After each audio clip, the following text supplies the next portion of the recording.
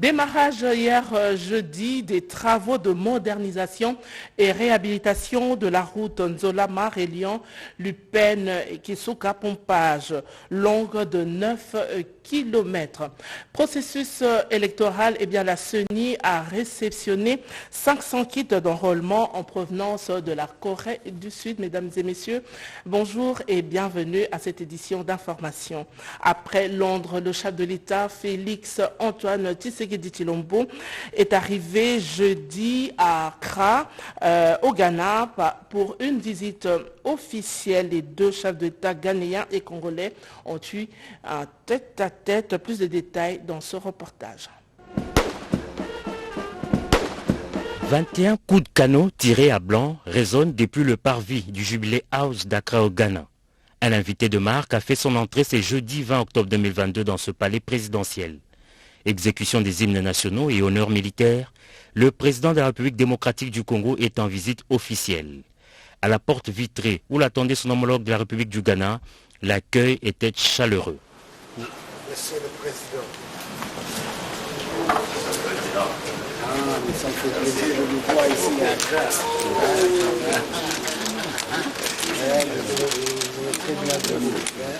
Très bien passé. Pour immortaliser ces instants, Nana Addo Dankwa Akufo-Addo a invité Félix Antoine Tshisekedi Tshilombo à poser pour la photo officielle. Après la présentation des officiels du gouvernement du Ghana et de la RDC, les deux chefs d'État se sont retirés pour un tête-à-tête d'une dizaine de minutes. Les entretiens se sont par la suite élargis en réunion bilatérale avec les collaborateurs respectifs. Des questions de coopération entre les deux pays ont été traitées. Par la même occasion, le président Tshisekedi a remis sur la table des discussions la question sécuritaire dans l'est de la RDC, étant donné que le Ghana est d'ici le mois prochain membre non permanent du Conseil de sécurité. Il s'est agi essentiellement de développer la situation de l'est du pays, la situation sécuritaire de l'est de notre pays, parce que le Ghana est prochainement au mois de novembre membre non permanent du Conseil de sécurité. À ce titre-là, il y aura une réunion le 10 novembre à New York, réunion de haut niveau, et le président ghanéen a marqué tout son soutien au processus de pacification de l'Est. Il a mis à l'ordre du jour de cette réunion de New York la situation sécuritaire à l'Est du pays. Avant de prendre congé de son homologue, le chef de l'État congolais a été convié à apposer sa signature dans les livres d'or de ce palais.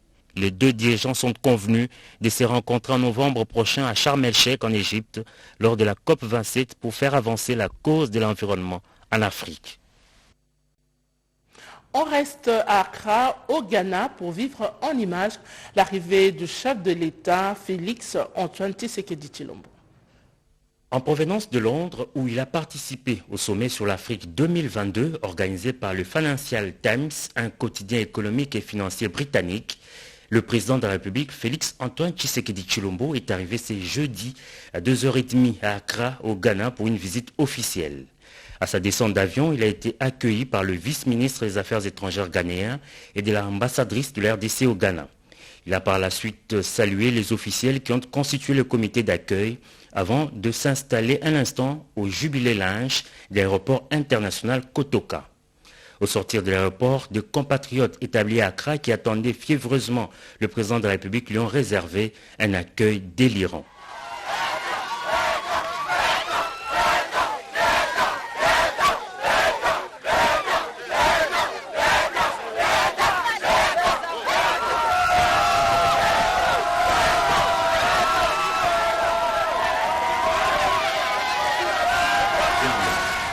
Et c'est dans cette ambiance de joie que le cortège présidentiel s'est ébranlé. Direction Kempinski Hotel d'Accra, où les chefs de l'État et sa suite ont érigé leur quartier général.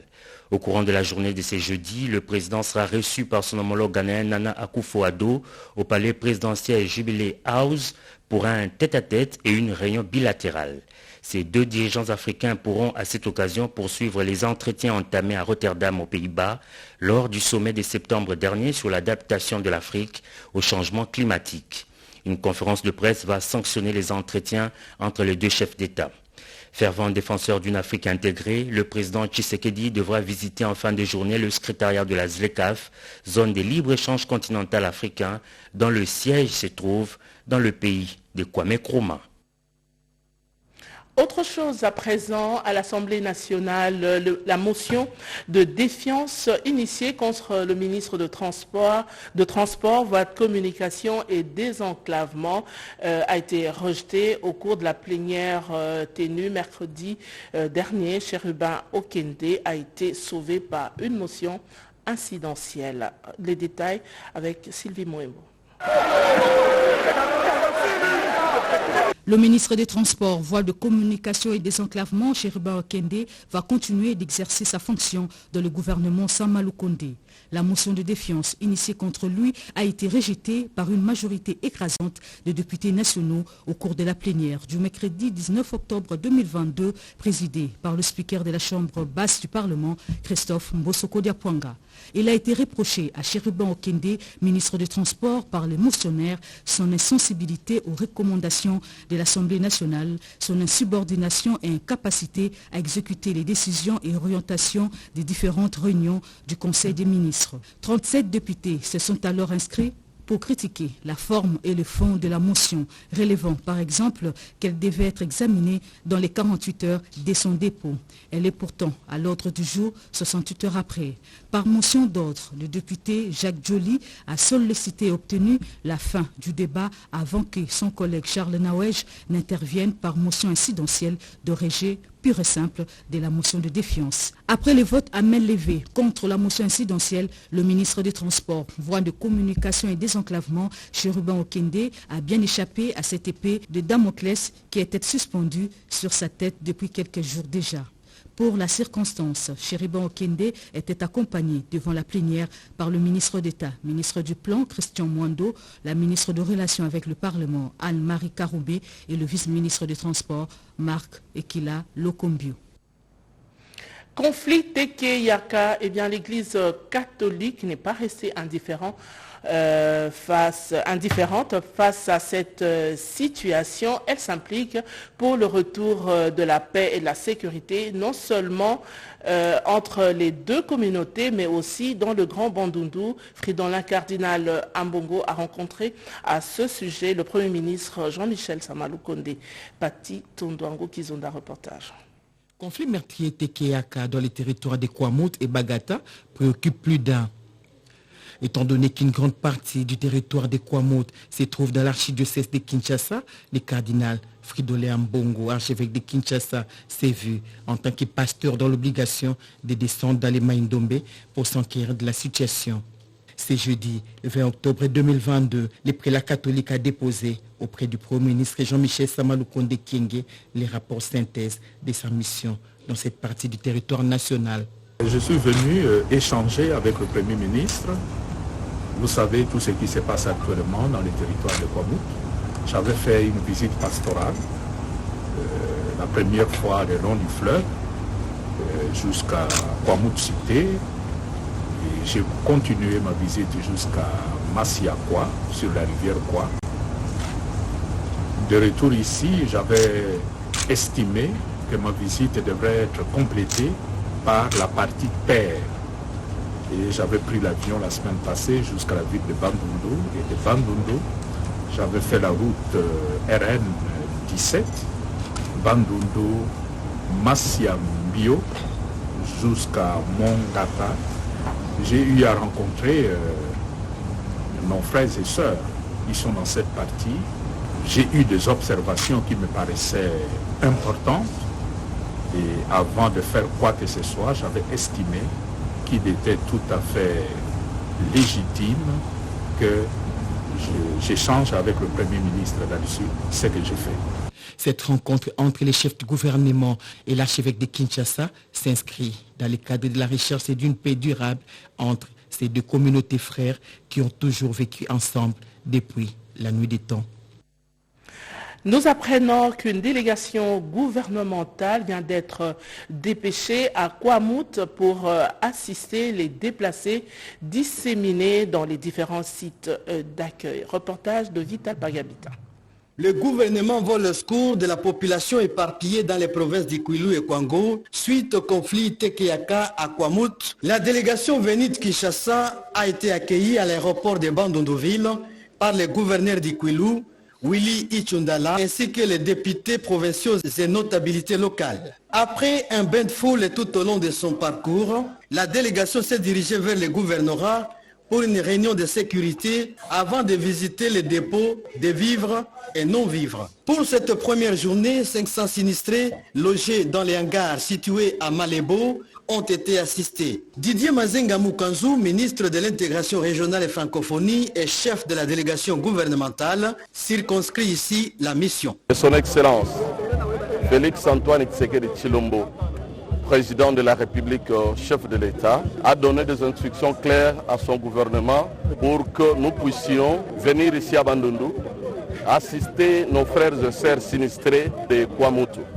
Nous allons dans tous les Kwilu et Kwangu, notamment aussi Maïndombe, là où il y a les déplacés, nous allons les assister et faire les rapports au gouvernement. Cette délégation était composée du ministre des Affaires sociales et Actions humanitaires, de celui du numérique, de la ministre déléguée près le président de la République, de la vice-ministre de la Défense, de la gouverneure d'Imaïndombe, des 2 députés nationaux ainsi que des experts de la primature, dépêchés, on l'a dit, pour une mission essentiellement humanitaire. Le vice-premier ministre, ministre de l'Intérieur et Sécurité, est à Kalemi et bien sur place, Daniel Asselo Okito a tenu une réunion de sécurité. Une haie d'honneur pour accueillir une personnalité qui l'est autant. L'aurore n'avait pas fini sa courbe journalière. C'était pratiquement vers 11h quand l'avion transportant le vice-premier ministre, ministre de l'Intérieur et Sécurité, a foulé les sols de la province de Tanganyika. Au bas de la passerelle, sourire aux lèvres, les patrons de la territoriale a salué les officiels rangés les longs au sein de la fanfare avec en leur tête la gouverneure Julie Ngongwa qui avait à ses côtés le ministre provincial de l'Intérieur Pierre Lumbwe. Daniel Asselo Okito a même eu le temps de savourer le délice de la culture du Tanganyika. Au sortir de l'aéroport, il croise sur son chemin la chaleur humaine de militants de certaines formations politiques membres de l'Union sacrée. Le long du parcours, la communication avec la population de ces coins a témoigné de la considération et de l'accueil chaleureux réservé à cet hôte. Avec toutes les personnalités provinciales en charge de sécurité et la gouverneure Julie Ngongwa, Daniel Asselo, qui a fait le déplacement de Kalemi pour l'inauguration du bâtiment de l'inspection générale de la police nationale congolaise, antenne de Tanganyika, n'a pas manqué de faire un état des lieux de la situation sécuritaire dans cette partie du pays. Des avancées significatives ont été réalisées, ont fait savoir ces responsables de la sécurité au vice-premier ministre, ministre de l'Intérieur. Le programme de désarmement, démobilisation, relèvement communautaire et stabilisation dispose désormais d'une enveloppe de 250 millions de dollars américains, enveloppe disponibilisée par la Banque mondiale, nous dit Oscar Mbalkaïj. Les ex-combattants des groupes armés qui ont choisi la voie de la raison vont bénéficier d'un meilleur encadrement dans le cadre du processus de démobilisation et réinsertion dans la vie sociale. Le nouveau directeur de la Banque mondiale en RDC, Daniel Owen, a annoncé une bonne nouvelle au coordonnateur national du PDDRCS, Tommy Tambo Ushindi. 250 millions de dollars américains sont disponibles dans le cadre du projet de stabilisation financé par la Banque mondiale. Ces fonds seront également utilisés pour la réintégration communautaire avec la formule d'un combattant et 2 personnes des communautés de base à réintégrer. C'est un projet qui concerne la stabilisation de l'Est. C'est pour 3 provinces. Les provinces de l'Ituri, du Nord Kivu et du Sud Kivu. Nous allons devoir nous réunir rapidement avec les membres du comité de pilotage, mais également les membres du comité de pilotage tel que le ministère des Finances, Budget et Défense, pour qu'ensemble nous puissions trouver la formule la mieux adaptée pour que nous puissions commencer les travaux sur le terrain. Le comité de suivi de ces projets sur le terrain sera composé du Fonds social de la République, du gouverneur ainsi que du PDDRCS. Processus électoral en cours en République démocratique du Congo, la CENI vient de réceptionner 500 kits d'enrôlement à l'aéroport international de Ndjili en provenance de la Corée du Sud. Plus rien pour arrêter l'organisation des élections générales en République démocratique du Congo l'année prochaine, car la Commission électorale nationale indépendante met tout en œuvre pour la tenue de ces scrutins dans le délai constitutionnel. En effet, un nouveau lot de kits d'identification et d'enrôlement des électeurs est arrivé ce mercredi 19 octobre 2022 à Kinshasa en provenance de Séoul, en Corée du Sud. Ces machines ont été réceptionnées à l'aéroport international de Ndjili par le questeur adjoint de la CENI, Mme Sylvie Birambano, accompagnait le secrétaire exécutif national adjoint, Mme Marie-Josée Kapinga. Ces nouveaux matériels, aux normes requises, sont bien adaptés aux besoins opérationnels de la CENI, a précisé Mme Sylvie Birambano. La Commission électorale nationale indépendante a amorcé sa phase de la révision du fichier électoral. Et avec son opération identification et enrôlement des électeurs.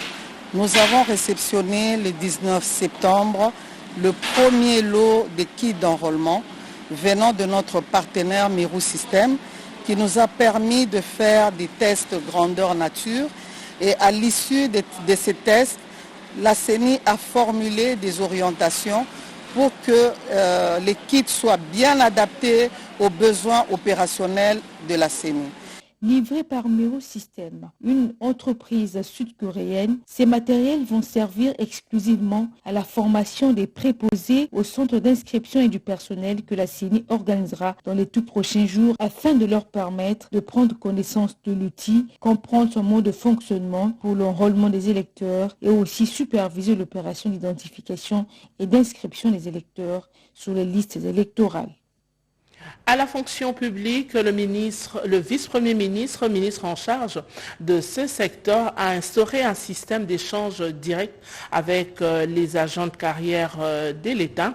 Les énarques de la 7e promotion sont les derniers qui ont échangé avec Jean-Pierre Liaou, nous dit Nadine Kilochou.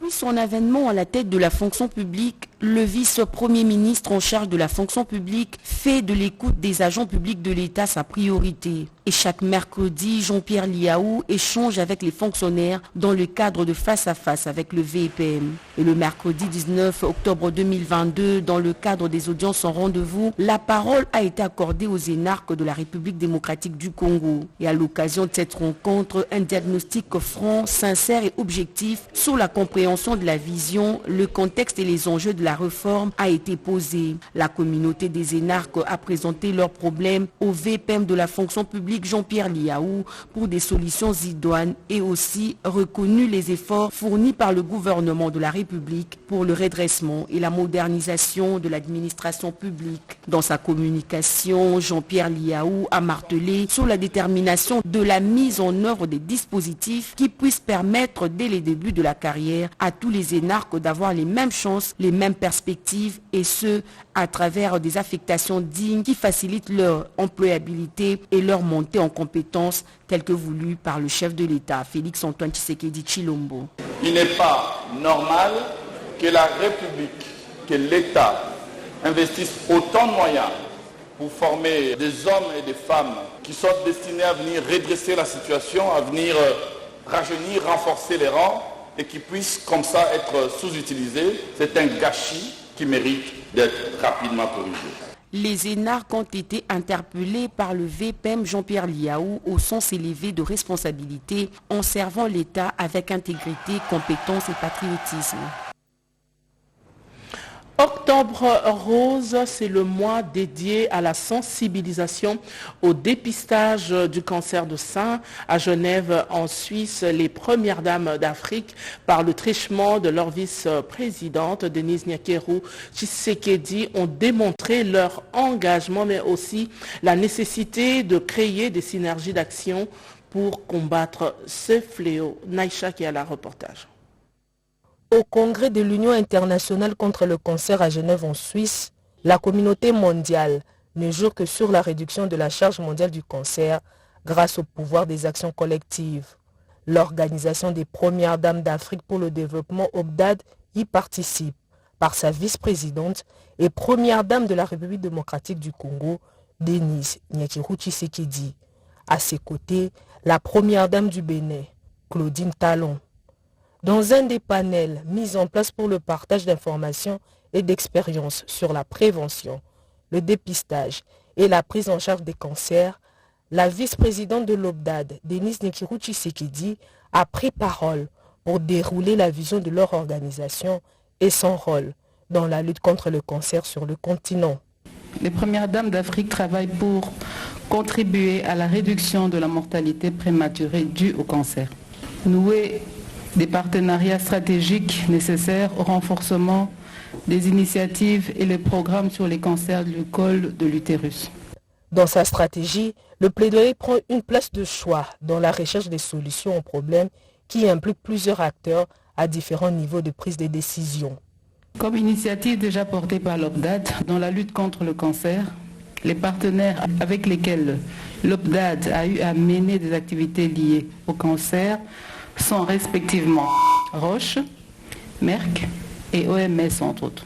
Dans l'objectif de partager les meilleures pratiques sur la lutte contre ce fléau mondial, la vice-présidente de l'OBDAD a eu de rencontres bilatérales, respectivement avec Mme Tisha Botman, directrice exécutive accès aux soins de CMS, et Mme Claudine Talon, première dame du Bénin et présidente d'une fondation éponyme qui œuvre dans la lutte contre le cancer du col de l'utérus. Direction Washington aux États-Unis où le ministre des Finances Nicolas Kazadi a participé aux assemblées annuelles du Fonds monétaire international et de la Banque mondiale. Aux assemblées annuelles du Fonds monétaire international et de la Banque mondiale, la République démocratique du Congo a activement pris part. Nicolas Kazadi, ministre des Finances, et Aimé Boji Sangara étaient face à Victoria Kwakwa, vice-présidente de la Banque mondiale en charge de l'Afrique orientale et australe. La digitalisation et la diversification de l'économie, la gouvernance des finances publiques, l'énergie, les télécommunications et la décentralisation étaient des matières à l'ordre du jour. La Banque mondiale, par Victoria Kwakwa, a salué les progrès enregistrés par la République démocratique du Congo et elle a promis le renforcement du partenariat entre les deux parties. Le même jour, le ministre des Finances, Nicolas Kazadi, et Albert Zeufak, directeur des opérations de la Banque mondiale en RDC, Burundi, Angola et Sao Tomé et Principe, ont signé un projet d'accord d'urgence au profit de la ville de Kananga pour lutter avec efficacité contre les érosions. Nous voudrions que, du point de vue de la compétition, que la compétition entre les acteurs aboutisse à une baisse des coûts, au-delà des contraintes en termes d'infrastructures et de doing business qui sont la raison exprimée pour justifier ces coûts prohibitifs. Je pense qu'il y a quelque chose à changer de ce point de vue-là, du point de vue de la compétition. Il faut qu'elle soit saine et qu'elle aboutisse à la baisse des prix, et pendant que nous travaillons sur les infrastructures. Si les ressources publiques peuvent aider à réduire le gap en matière de coût des infrastructures, pourquoi pas? Ça va aider le système. Pour boucler cette mission, qui a été très fructueuse en termes de contrats et d'échanges, Nicolas Kazadi a été reçu au Trésor américain par le sous-secrétaire d'État, Brian Nelson, au menu la lutte contre le blanchiment des capitaux et le financement du terrorisme. Les outils de production de la SNEL font régulièrement objet des actes de vandalisme dans le Lualaba. Ces inciviques sont pour la plupart à la recherche des conducteurs de cuivre. La ligne haute tension dans la partie sud du pays en a fait le frais. Yvette Makuntima nous en parle. Le mot est bien choisi. Il s'agit ni plus ni moins que d'une résurgence des actes de vandalisme sur les lignes haute tension de la SNEL SA dans la partie sud de la RDC. Les vols des conducteurs en cuivre, une habitude à la peau dure, à la base du déclenchement de la ligne 120 kV. Kolwezi laissant ainsi la ville dans le noir et les disjoncteurs 120 kV de la centrale hydroélectrique d'Enzilo à l'arrêt, les deux groupes 1 et 3. Autre conséquence, La SNEL SA ne sait plus évacuer toute l'énergie produite par la centrale. Ajoutez à cela l'impact négatif sur certains clients haute tension comme la GSM et Comus. Nous déplorons les actes de vandalisme qui se sont passés il y a 2 jours à Kolwezi, qui ont fait que toute la ville de Kolwezi ait passé toute une journée dans le noir. Et ça ne se fait pas qu'à Kolwezi, ça se fait dans le Haut-Katanga, ça se fait au Congo central. Nous demandons ici aux amis de la société civile, faites comprendre à cette population que le civisme doit habiter chaque Congolais. Nous devons avoir le respect du bien commun. Respectons les équipements de la SNEL, ça va permettre à cette entreprise de faire correctement son travail. Le chef de l'État a mené une bonne politique pour qu'on amène du courant pour chaque Congolais. Mais il faut que le Congolais lui-même commence par respecter les équipements de la SNEL, faire en sorte qu'elle soit elle-même sentinelle de ces équipements pour qu'elle soit bien servie. La SNEL SA en appelle au civisme de la population, appelée à jouer le rôle des sentinelles, des outils, des transports, de l'énergie électrique. Le ministre d'État, ministre des Infrastructures et Travaux publics, Alexis Guissaro-Mouvouni, a lancé hier les travaux de la 2e phase du projet de modernisation de l'avenue Nzolama dans la commune de Ngaliema. Ces travaux lancés s'inscrivent dans la vision du chef de l'État, Félix Antoine Tshisekedi, qui tient à la modernisation de la voirie urbaine. Que beaucoup n'y croyaient plus, la reprise de travaux de modernisation et de réhabilitation de l'avenue Nzolana dans la commune de Ngaliema est à ce jour effective. C'est à la grande satisfaction des habitants de quartiers environnants de l'avenue Nzolana, désabusés il y a peu face à la dégradation de cette route et l'apparition des têtes d'érosion. Longue de 9 km, cette route va relier celle de Matadi au niveau de l'UPN à Kinsuka-Pompage en passant par les quartiers Sangamamba et Malueka. Ces travaux seront exécutés par l'entreprise chinoise Crec-Huit sous la supervision des CISC pour une durée de 19 mois avec un coût global évalué à plus de 23 millions de dollars américains. Cette phase est une phase dont la durée provisionnelle est plus ou moins de 19 mois. En raison particulièrement aussi de la double vocation de la route qui va porter d'abord sur la lutte anti-érosive. Le ministre d'État, ministre en charge des infrastructures et travaux publics, qui a lancé cette 2e phase des travaux, est revenu sur les raisons de l'arrêt de travaux. La route Nzolana est importante dans cette partie sud de la ville de Kinshasa. Elle permet de relier les quartiers Sangamamba et Upen au quartier Lutendele et décongestionner l'accès au quartier Don Bosco, de même qu'elle facilite l'accès à l'usine de la Régie des eaux. Votre gouvernement travaille avec abnégation pour concrétiser dans les meilleurs délais les promesses faites, avec espoir de voir cette population redoubler d'ardeur dans le travail productif. L'autorité municipale d'Ngaliema, satisfaite de l'initiative, appelle ses administrés à accompagner le gouvernement central. Je vous en supplie de bien utiliser cette route qui va être réalisée et surtout que le chef de l'État tient au social du peuple. Et le social du peuple passe par les routes aussi qui sont les canaux par lesquels le développement arrive dans un pays.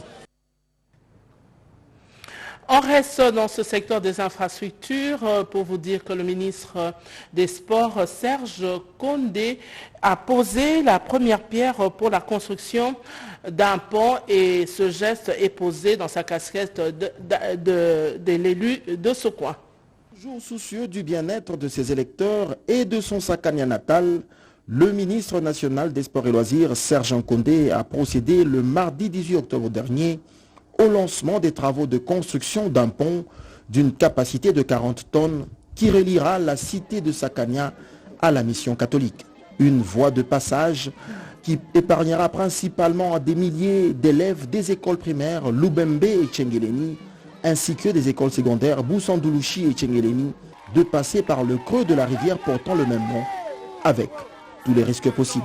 C'est une route qui devrait relier la cité à la mission catholique pour faire une circulaire sur la cité de Sakania.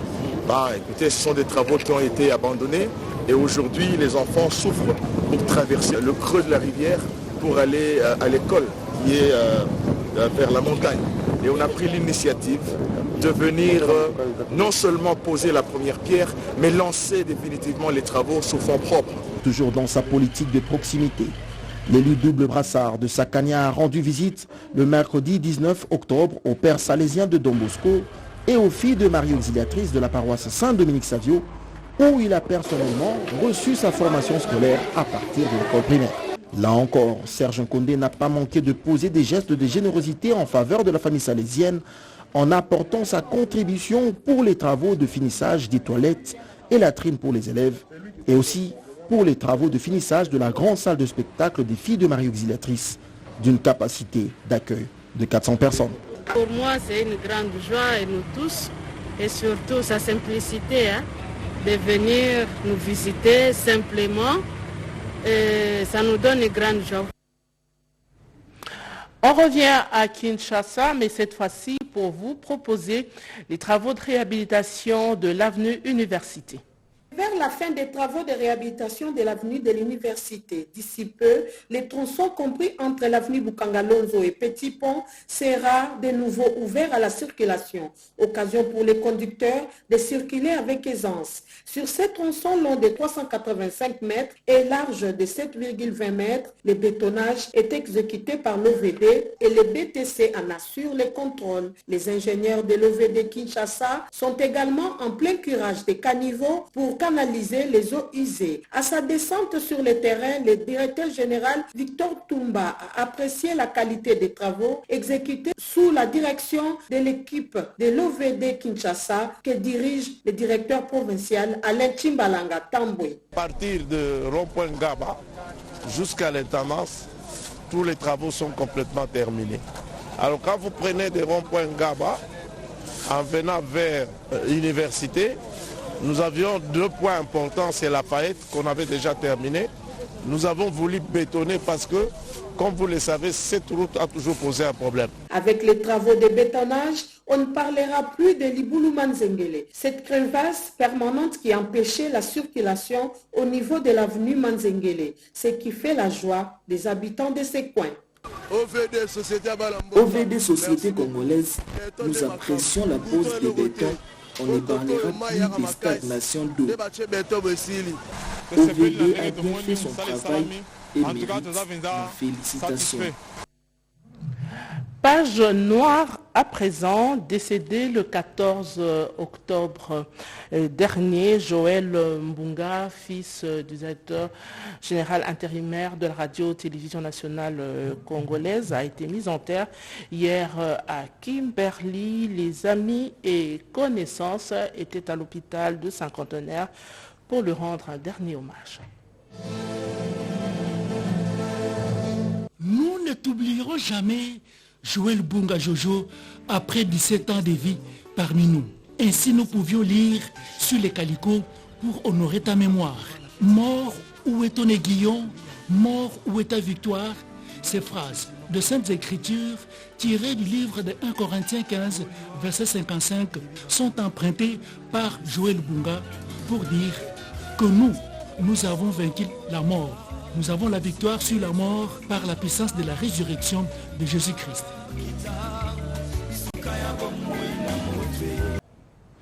Fin de ce journal réalisé par Mamita Bangoulou et Peshomu Bengaya Kasongo.